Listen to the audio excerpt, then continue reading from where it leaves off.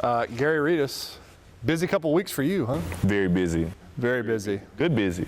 But busy. There is such thing as good busy, especially at LSU.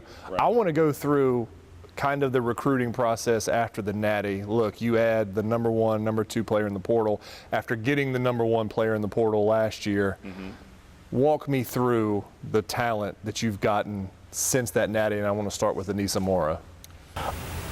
Man, I just think that she's a very unique type of talent. I mean, you can call her a post player, I guess, if you want. I think that would be lazy to call her that. She's just a unique type of forward. I mean, she can go inside. She has a great body. She's really physical. She's really strong.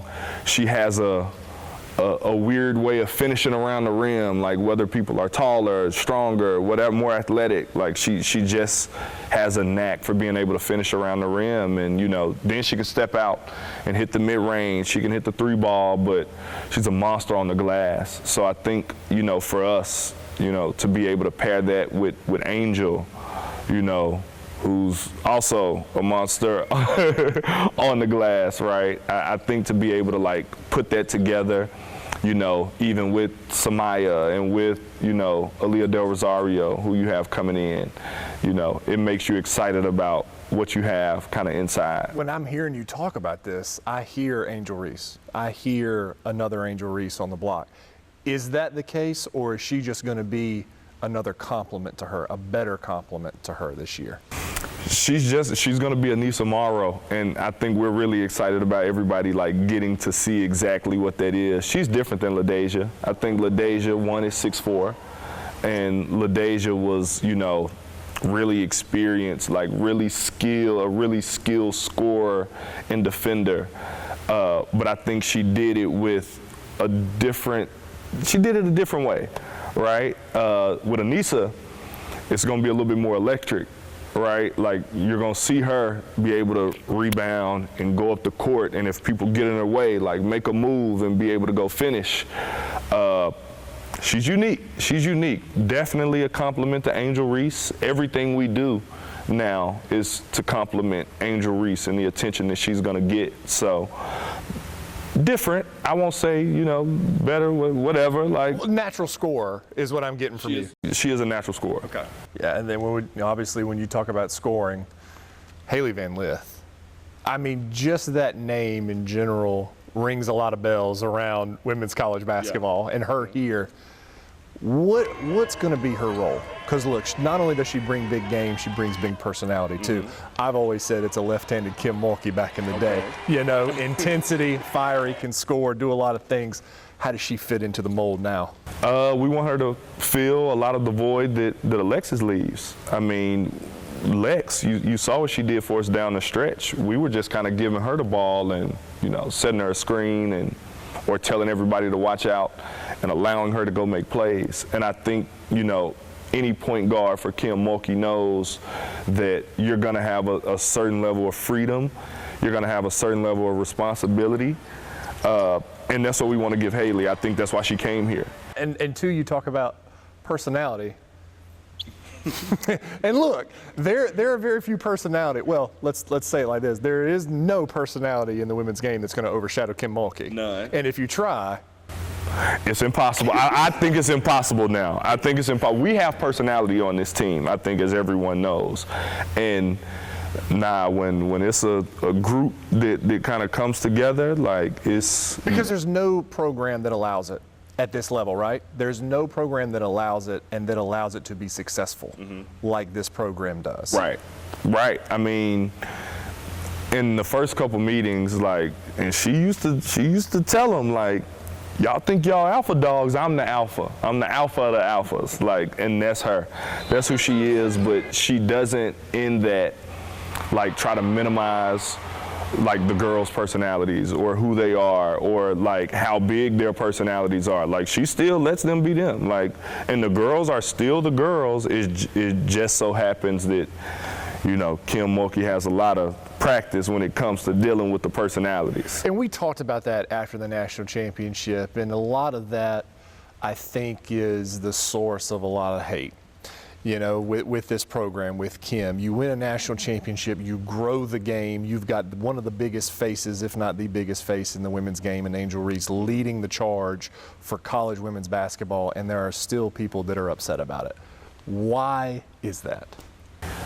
One, because either they weren't a fan of Kim Mulkey anyway. So anywhere she is, they don't really, I don't even want to say want us to be successful, but they don't want to hear about it. Like, they don't want to hear about it. And to hear about it the way they've had to hear about it all year, because, you know, everybody doesn't want to hear Angel talk or see Angel's tweets. Like, they're sick of it. They're like, you aren't as good as you think you are, and until you get as good as you think you are, you need to be quiet. You get what I'm saying? Like, y'all's team isn't as good as y'all think it is, so y'all need to be quiet. You know, whatever. Like, all of that. Like, I think all of that is a part of it. And I think that, you know, either you kind of love us or you hate us. Either way, we don't care. Like, we don't care. Like, we know what our mission is. We know what our goal is. Our goal is to, you know, win games, get players better, you know, make young ladies better young ladies, you know, prepare them for the future and whatever it is that they want to do. And if we want to get on Twitter and tweet about it, or if we want to get on Instagram and do whatever, like, if Coach Mulkey wants to wear, you know, lime green feathers and whatever it may be, if that upsets you, if her getting on the refs, if that upsets you so much, if her being, you know, really brash in, you know, press conferences and not answering questions the way you want her to answer them, if that upsets you, we got nothing for you. Sorry. Because that's your game too, right? That's your game as a college recruiter, as a coach in general. You've even mentioned now after the Natty, you show up to gyms recruiting, get some side eyes, get some weird looks now. Yeah, like people who you kind of came up with, or people who while you were coming up were already really established. You know, the relationship is a little bit different when they don't see you as a threat. And I think that I'm not a threat anymore. I'm who they're chasing when we're out on the recruiting trail. When I come sit down at a court, they know who I'm coming to see. Like, they know exactly why I'm there. They know exactly what's going on. So, yeah, the looks are a little bit different. Like, it's looks of worry now when I go sit at a court, or when, you know, my name comes up with a recruit, or LSU comes up with a recruit. Like, it's different now. And I embrace it all. I love it. How do you think LSU is viewed after this Natty in the women's game now? Are we getting to that? With the hunted. Are we getting to that UConn level? Oh, that's tough. I mean but are we getting there? We hope to get there, you know, because I think that they were the standard for so long, and I think even more recently, like South Carolina, I think South Carolina has been the standard the last couple of years. But I think that anytime you're winning both on the court and in recruiting, I think automatically, like, you kind of become the hunted, and you become like the program. And I think that has been our goal, like, to just, and not necessarily like right away, but eventually we wanted to become the program, like the program that everyone's chasing on the court, the program that becomes stacked in talent or whatever, because you can go out and recruit the best players. The program that is looked at as like the cool program, and I think that's what we're doing that's a little bit different, like with the personalities that we have. Because look, in that famous video that Angel posted, you said, I've been trying to tell you guys for years how to do this. I've given you the blueprint and no one's listening. I mean, yeah. I feel like when I get on social media and when I say certain things, I think certain people scoff at it. You know, for whatever reason, like, nah, you were at Vanderbilt, you know, and y'all weren't good, and then ultimately y'all got let go as a staff, like, or like, y'all aren't doing anything at LSU, y'all aren't even the best team yet, but now we are, you know, and exactly the things that I was saying about, you know, whether it be our team or whether it be recruiting, like, I don't have to, like, do what I do in secrecy, and I don't have to hide what I'm saying. Like, I'm trying to help. I want to help everybody. Like, I want to help, you know, the ones who are trying to get better at recruiting and at roster construction and at everything, like, kind of surrounding that. Like, I haven't been doing it, like, I've been doing it right under your nose, and I've been talking about it the entire time I've been doing it. So I think that when I say that, like, I'm not saying that to be arrogant. I'm just kind of stating facts. But because for whatever reason, like, you don't want to follow that blueprint. You get what I'm saying? That I feel like that I've kind of been giving. I want to talk about Angel for so many reasons. Everybody wants to talk about Angel for so many reasons. Right. Number one, there's not a college kid on this planet that's living a better life than her right now. No. I mean, NIL, Sports Illustrated swimsuit edition. I mean, it's a photo shoot every week. You know, I mean, it really is. How's she handling this? I think it's tough sometimes. I think it can become overwhelming sometimes because she's still a student athlete, and I think having to deal with, like, this newfound fame and kind of pressure, I think it's tough for anyone. You know, I think it's tough for adults dealing with it. So for a now 21-year-old, you know, who this is new to, I think it gets tough sometimes. I think she's doing a really good job with it, you know, with all of this, like, still, you know, taking care of what she has to take care of. But, you know, I think she's taking it all in stride. I think this is what she wanted. Like, this is what she wanted, and she had a plan, and the plan worked, you know. So I think, you know, all in all, like, she's doing a really good job of it. I'm thinking about Angel, I'm thinking about all the talent coming in, and we haven't even touched on the freshmen, the legit freshmen. Obviously, the number one player in the country, Michaela Williams. Right. In-state, homegrown. Where does that talent rank among the transfers that you're getting in? It's right at the top. If we're talking talent, it's right at the top. She's as talented as any kid I've ever seen. When you go out and you recruit and you see these top players and you see them year after year, some just outweigh others, and the talent is through the roof. The things that she can do with the basketball, the work that she puts in with basketball, it's unheard of, and that's why you can see her go out on, you know, the international level, and you can see her go out, you know, in the All-American games and the All-Star games, and you see her go out and have the kind of impact that she has. It's because of the talent, but it's because of the work that she just puts in every single day. I am so excited about Michaela getting here.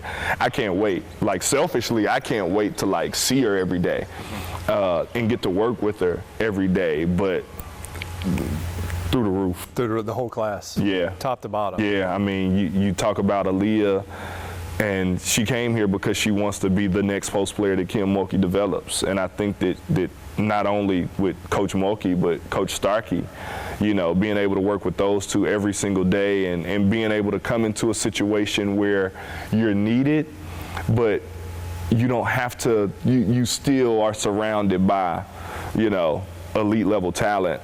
I think that was something that she was really excited about, and she's just scratching the surface. Like, she doesn't even realize how good she's gonna be, you know, when she gets in really good shape, when she gets really healthy, when she polishes up some things she needs to polish on. You were talking about the way Kim Mulkey has developed post players. She has got a long and storied history. Angel Reese is one of those, but you might need to get some credit for Angel. A little bit. And I know you're not going to be bashful. I'm not. A little bit. I need a little bit because I get a sense of big brother, little sister relationship with you and Angel. Can you just dive into what that is like working with her and how you're able to communicate on a level that you do with her? I think I can communicate with Angel because our personalities kind of click. It's funny. Like, my wife has never been really into, like, she comes to the games or whatever, but she's really into it now. And I think she's really into it because of, I think, the personalities of a lot of the girls, especially Angel. She and Angel, like, got close, and I think it's because their personalities are similar. So I think that when I talk to Angel, like, I never have to mince words, and I she never thinks that it's coming from a place of malice. Like, she knows it's coming from, she grew up playing with guys. She has a brother. Like, she understands that I'm talking to her like a ball player. And I think she respects it. And I think that we can just kind of cut up and talk to each other. And I think it carries over to, you know, developing out on the court, because we like really got to know one another. Like, we spent a lot of time like really just getting to know each other and really talking to each other. And I wanted to understand why she really like came to LSU and what she really went through at Maryland and what she was searching for. And I think she was searching to like connect with a coaching staff, and she was searching for someone to like develop her out on the court, and kind of what she wanted to do fit what I naturally do, and it just worked. It just worked. So, I mean, I think kind of what people see from us, you know, whether it be on social media or whether it be like during games or like during practice and all of that, like how we talk to each other, like, it's just natural. I think this is a nice way to say that she gives you the work on the court, isn't it? Oh my God, never. She thinks she does. She talks about it a lot. She talks all day about it. I know. I mean, look, I know she can hold her own. I know you could hold your own. Probably still could, you know, today. But I mean, those battles are tough when y'all are training, getting after it, aren't they? Yes, they are very tough, and I don't take it easy on her. And she doesn't want me to take it easy on her. And I think that's the fun part, to just see a talent like that just continue to blossom from the time that she got here. Because that's when it started. It started in June last year when she got here. Like, she came here and right away she was like, what's the plan? What are we doing? This is what I envision. What do you envision? What does Coach Mulkey envision? How can we get there? Like, what is the best road to do that? And she put in so much work. I mean, so much work last summer and last fall, and, you know, even throughout the season. And it's fun to just kind of see it all, like, kind of take form, and kind of what we've been working on since the season ended. Like, I'm excited for people to get to see that next year, because it'll look a little different. Well, that's crazy to hear that the best player, one of the best players in the country, is getting better. Yes. How's that possible? Work. She works at it. You know, we text back and we watch basketball games and we text back and forth, and we look on TikTok and Instagram and Twitter and look at certain things that she needs to get better at. And sometimes she initiates it, sometimes I do, but we talk about it. And she talks about certain things that she has to do before she leaves college, and certain things that she has to improve. And, you know, I think that everyone sees how good she is, but I think everyone also like can look at her and say she has so much further that she can go. You know, she can do so much more. She can improve so much, and I think for that to start to like take shape little by little, like that's the exciting part. But she really works at it. Is the mid-range game one of those? Yeah. Well, but I think it's deeper than just saying the mid-range game. Like, why is her mid-range game not effective? And I think those are the things that we kind of dive into. And I think when you see how different it kind of looks, and when you see her on balance and with a wide, strong base, like that not only improves her mid-range game, but it improves her being able to drive to the basket and being able to finish at the basket. So, yeah, the mid-range game is definitely one of them, but, you know, we want to be able to do that not just off the catch, but off the dribble and off the move. So she's working really hard. I look at all of these players. Angel's one of those, Flage, whose life has drastically changed in 1 year, maybe not even. Mm-hmm. But you came into this situation brand new as well last year. When you showed up, did you envision all this? Yes, but honestly, you did. Yes. You showed up and said national championship. Not right away.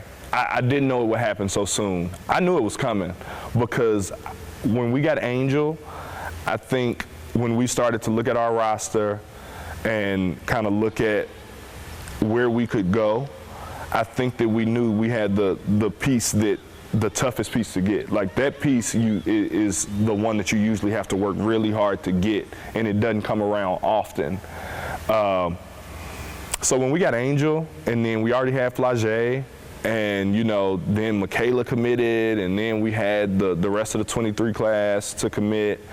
I think that we were looking at it like, okay, like no matter how this year goes, next year, when you have that class coming in and you already have this talent assembled, and you think about who you can go get in the transfer portal, because we knew we would, we were looking at it like, okay, in the next 2-3 years, we're going to win the national championship. Were those first pickup games in the summer as intense as Yes.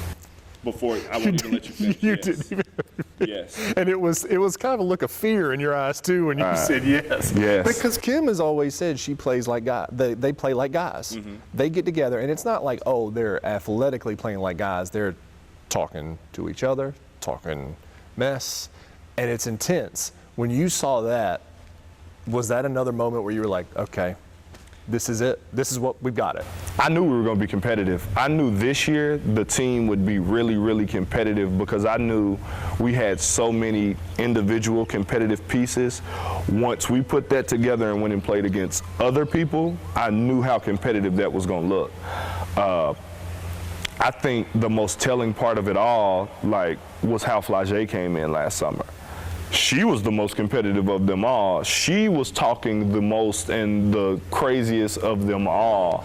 And it got to a point to where, some of the girls didn't like her. And it's not that they didn't like her, because everybody loves Flage. It's hard not to like Flage. They didn't like playing with her.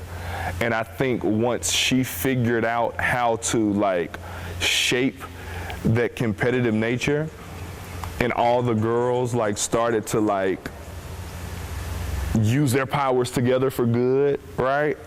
I think at that point, and that was during the season, but I think when it got to that point, I was like, okay, we can do something. Well, because also people don't realize everybody's good in high school. Obviously, You're not here if you're not. But Flage was averaging 25, 30, 35, 40 a game like it was nobody's business, and then had to come here, not only defer to other people, but had to lessen her scoring role, right? And that's tough for a lot of kids. It is, and she didn't do that in the summer, but it's funny because all of us were like, all right, once coach gets involved, she'll be fine, she can't shoot it every time during the season, but it's just a testament of how much she just wanted to win. She came in, she was super confident, her confidence took a small hit, at different points throughout the season, but she never thought that she wasn't ready. And I think that's the hardest thing with a freshman, is to make sure it's to get them confident, but she was so confident right away. So to put that together with how confident Angel was, and how confident LaDasia and Lex and Kateri and everybody else and Jazz, they all were so confident, and it just, once we pieced it together, right? Because I don't think self-doubt is a very recurring theme on this team. You better not be doubting yourself when Kim Mulkey is your coach. It's not going to work. I feel like she just pumps confidence daily. Which is wild, because outside, that's not the perception of her. Exactly. And I think that was one of the things that I learned right away.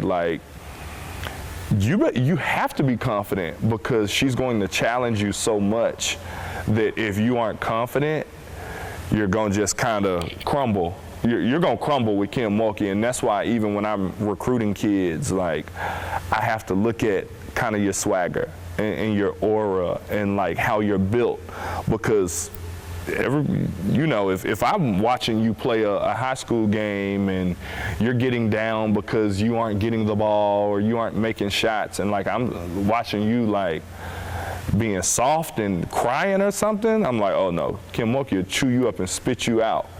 And how many high-level kids have you really wanted, but you knew they weren't going to more than people fit realize. in with that. More than people realize. Like, we go watch kids ranked in the top 10 in the country, and you're watching them, and I'm like, can't take them to Mulkey. It won't work. Like, she's good, and she can be good, but it's that thing that we have to recruit to. And I think that, you know, over this year and kind of seeing, you know, how Mulkey coaches and how she is on a day-to-day basis, I think that that's the part that I've learned. Like, you have to have a certain level of toughness to be able to deal with Kim Mulkey. Wrap all of this up in a box moving forward. Look, you got a national championship. It's a lot of hard work. Would you argue that the real work starts now to get another one and another one and another one? Work even harder to sustain and elevate?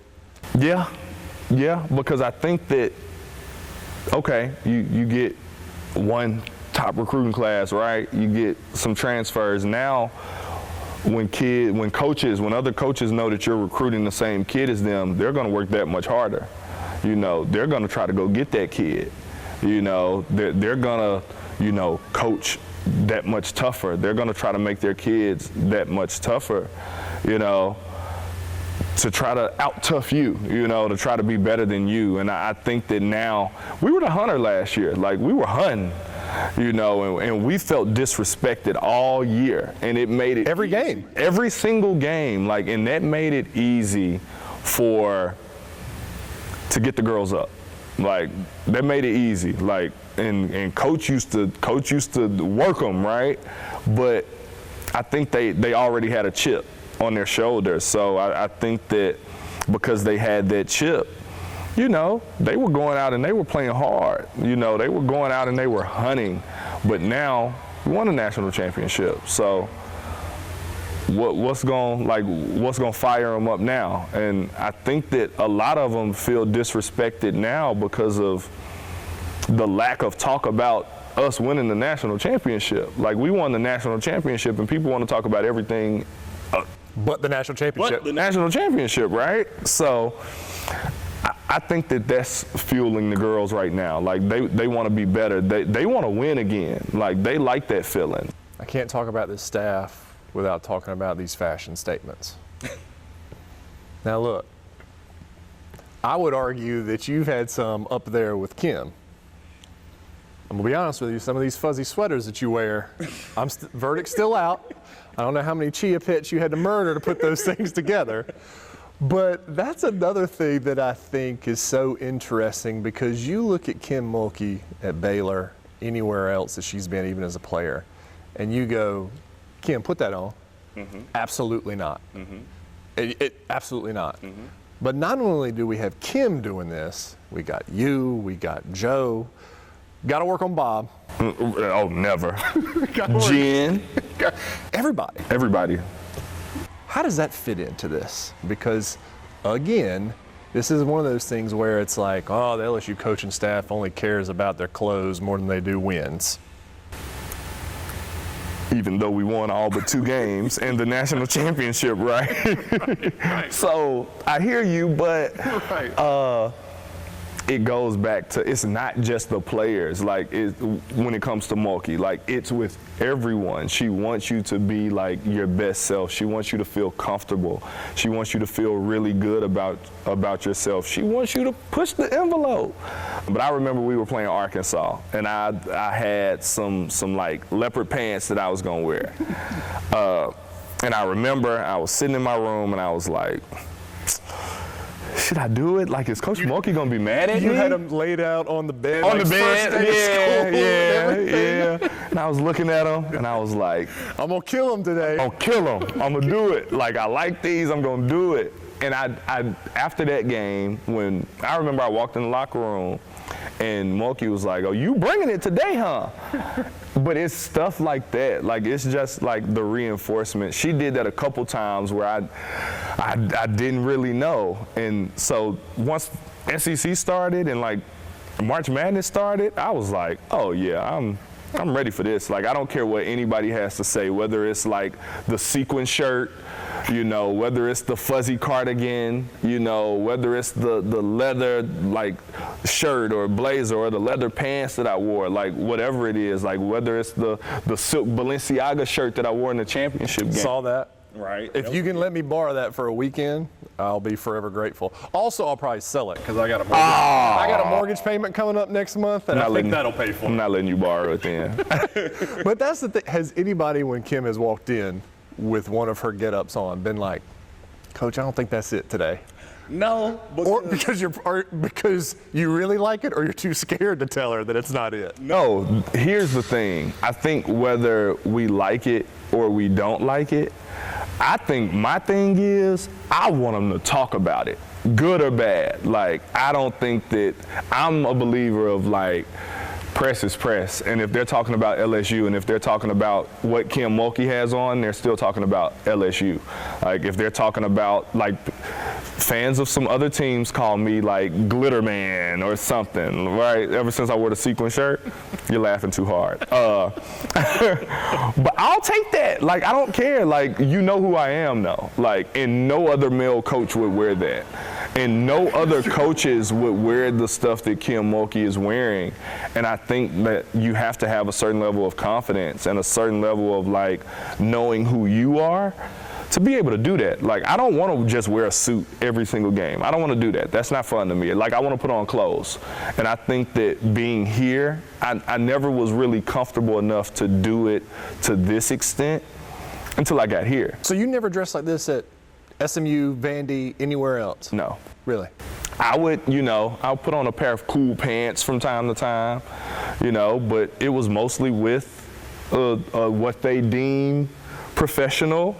You know, I was mostly in professional attire. I didn't feel comfortable doing it anywhere else. So who picks out your outfits? I do.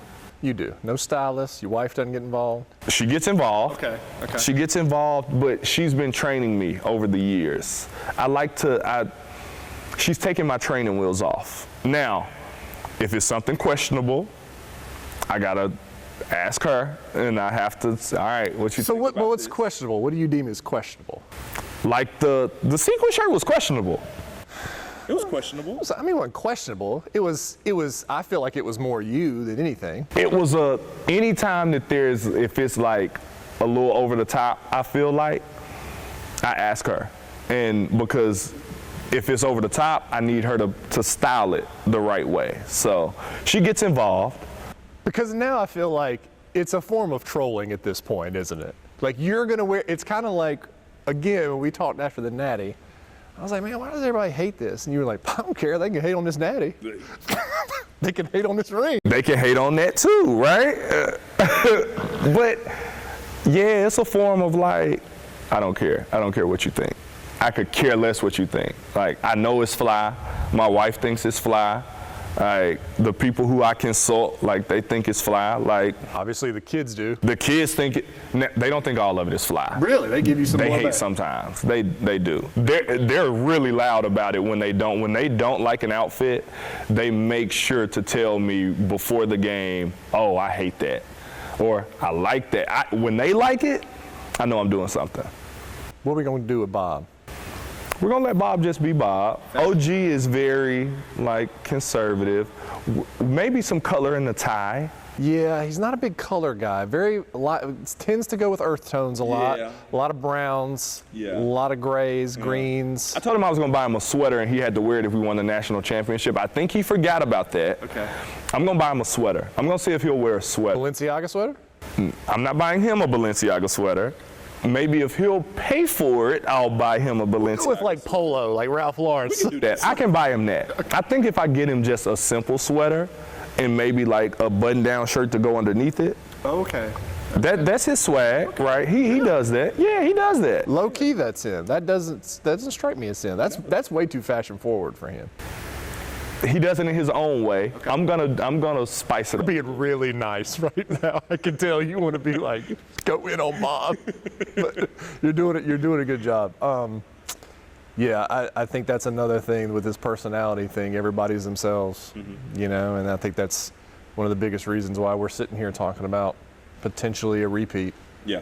How hard is a repeat? I don't know. I've never repeat it. But I'm saying, have you talked? I mean, you've got to know somebody. I mean, it seems really hard. Nobody, I mean, it's rare. People don't do it as good as South Carolina has been over the past however many years. Like, they couldn't, like, everybody expected them to repeat this year. You know, we even did, honestly, like they were so good. Like, so for them to get to the tournament and lose, like, it just shows you, like, how hard a repeat is. Last one, head coach in your future? Hopefully. Actually, not hopefully, yes. Is that a goal? Yes. I mean, seriously. Because you look at Bob. Bob has had no intention on being a head coach ever, and he's done a fantastic job being an assistant. You know? Are you in that mold, or do you have aspirations? I have aspirations. I have aspirations to be a head coach. I think I have a lot of ideas, and I think what I do, I just want to be a head coach. I just want to be a head coach. I want to be the boss. You know, that's one reason that I came here as well. Like, I wanted to learn how to run a successful program, and no one better to learn it from than Kim Mulkey. So, you know, I didn't put a timeline on it. You know, I kind of know where I want to start and how I want to start, but I want to stay here and I want to learn as much as I can until I feel ready to kind of take that jump. You just want the freedom to wear a crazy outfit, walk in, nobody say anything. But I can do that while I'm here. So I can't go anywhere else and be an assistant because I got to be able to wear whatever I want to wear for the rest of my career. Can't be doing that. Can't be doing that. Gary, thank you so much, buddy. Appreciate you, man. Appreciate it.